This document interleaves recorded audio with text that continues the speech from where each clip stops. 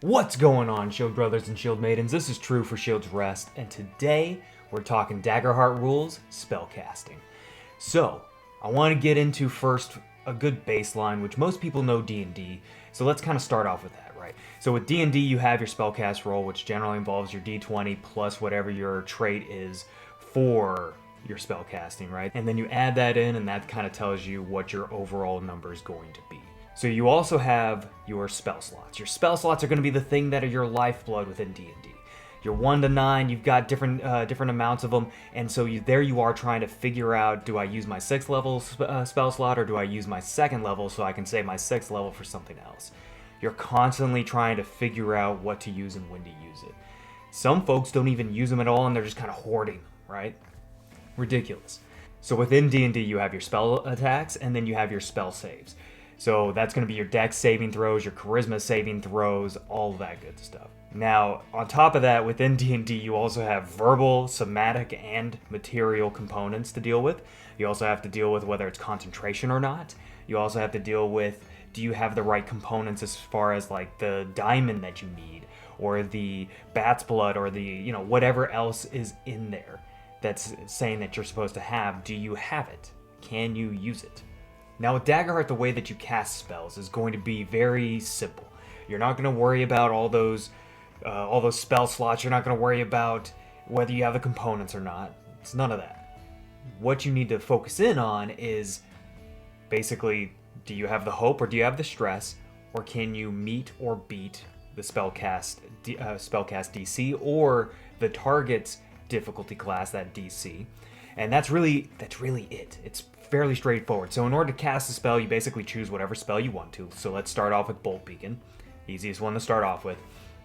Basically your D&D's version of Guiding Bolt, right? So with Bolt Beacon, you have a spellcast roll against the target's DC.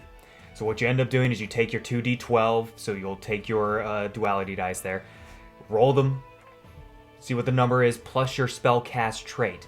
So your spellcast trait is going to be derived from your subclass. And when you take your class for the first time, at level 1, you're going to choose 2 domain cards, and then you're going to choose your subclass. The subclass will tell you what your spellcast trait is, as you can see on the screen here. Now, whatever that ends up being, that's what you add into your duality dice roll. So let's say you roll a 13, and now you add your Spellcast Modifier.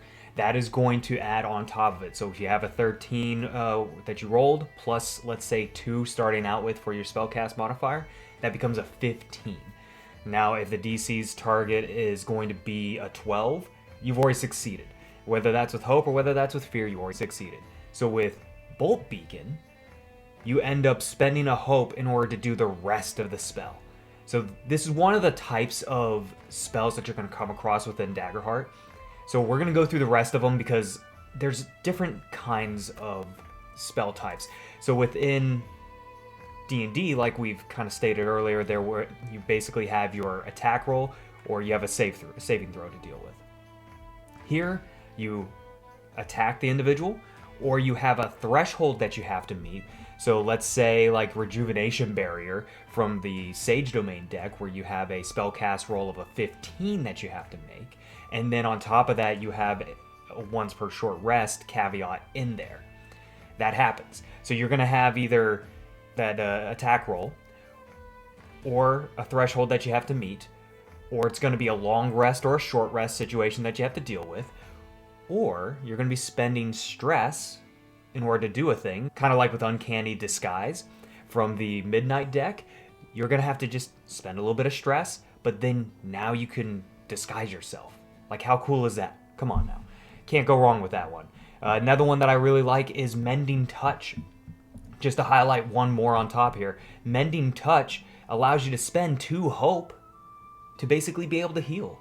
And then on top of that, there's a once per long rest caveat in there that allows you to, upon basically having a conversation with the individual, revealing something about yourself or learning something new about them, that now lets that 2 hope go that much further and turns into you healing 2 hit points or you healing 2 stress.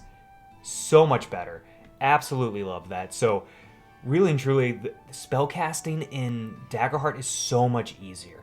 Just so much easier. And don't forget that you can add in experiences here, and you can add in anything from your, let's say, your community or your ancestry.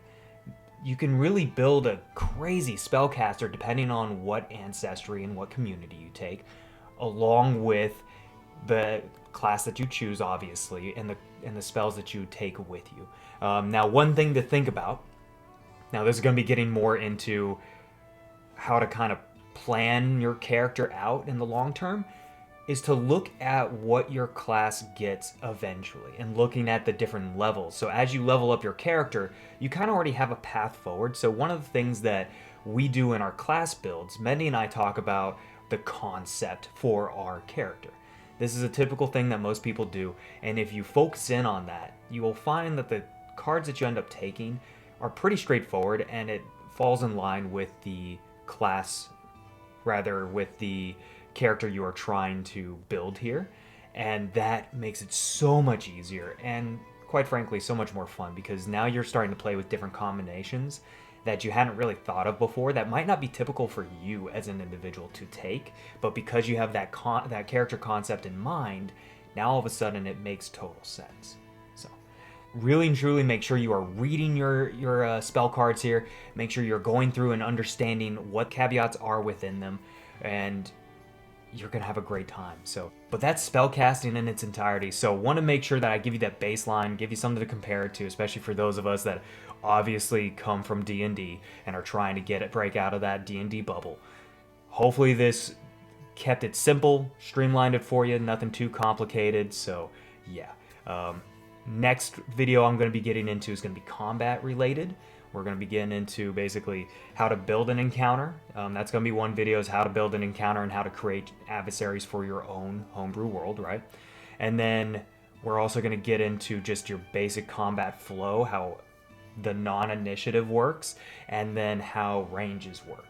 So for anybody with a Genesis background, you're going to find that video to be really easy. Everyone with a D&D background is going to have a little bit of trouble with that, but it's not hard. It takes a second to switch gears. So, anywho, that's going to be our next video here, so see you in the next